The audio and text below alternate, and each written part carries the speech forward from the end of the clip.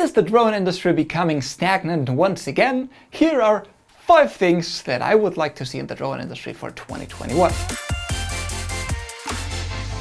I made a couple of videos a couple of years ago where I was saying that the drone industry was becoming stagnant.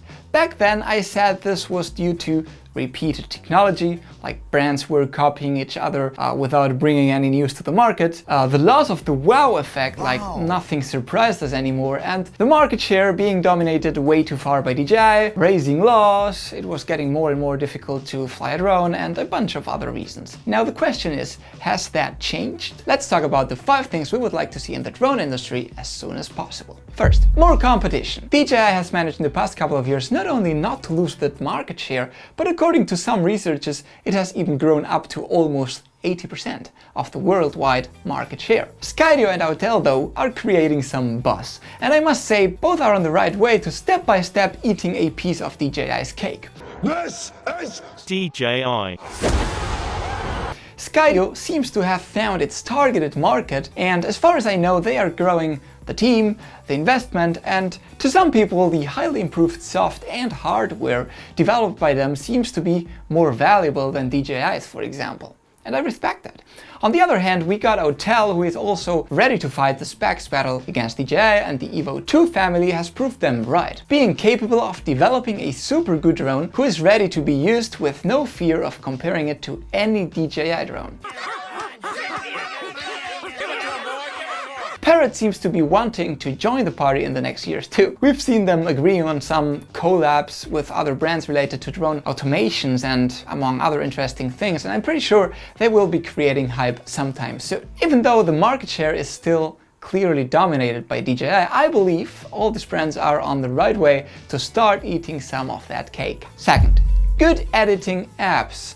On-the-go editing. Under normal circumstances, and hopefully we will recover them sooner than later, many people that own drones use them when they travel. That means, and it has happened to all of you, you probably don't film around your house a lot, but more when you take a plane, you travel far from home and are enjoying the sun or some island or some beautiful places. You even probably took your laptop with you. You don't really edit your footage until you're back home, in your room, on the table, and start playing around with your footage and so on. Sometimes, depending on the circumstances, if you just got back, you're tired, maybe you gotta go to work on the next day, and sometimes you don't even edit your footage anymore. What about strong apps that could enhance the editing process in a few minutes on the go? I have seen and tested some apps and they are just not good enough.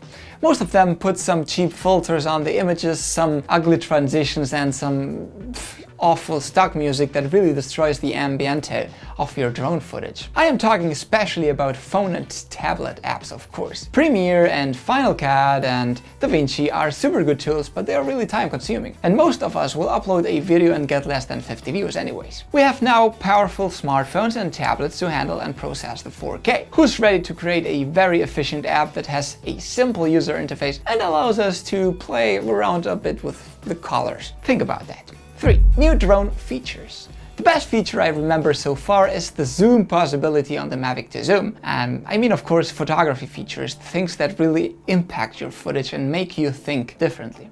It's true, a lot has been talked about 360 cameras and interchangeable lenses, but none of them has really come. And only the Mavic 2 Zoom and the Anafi drone brought us some joy with those zoom capabilities. But apart from that, that's it. And all those intelligent flight modes are fine and fun a couple of times, but you're eventually never using them again, and even less if you want to make a super cinematic video of your summer trip. Of course, we're talking about mostly hardware improvements, and I'm pretty sure some of the mentioned brands have already some things in development, but we want to see them already. 4. Low light capabilities. In tiny and cheap drones, I don't want an Inspire 2 with a 35mm size sensor to be efficient in low light conditions. I don't want more megapixel, I don't want, panorama stitching or HDR. I want better ISO management for better color and resolution rendition in low light environments. This seems to me one of the biggest issues for cheap drones, rather than flight autonomy, video resolution, and so on.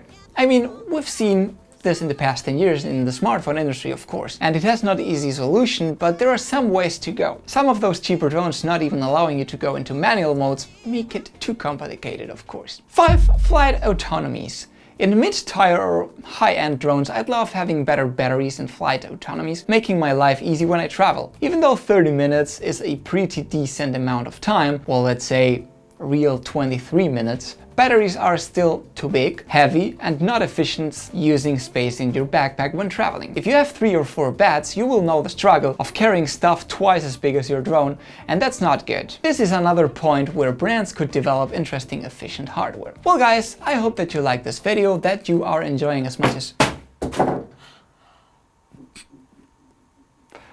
Well guys, I hope that you like this video, that you are enjoying as much as you can this special holidays, and we will give you weekly updates on this channel about drones and interesting tech stuff coming. Nothing really else to say guys, leave a thumb if you made it this far please, and always remember to keep calm and talk UAV.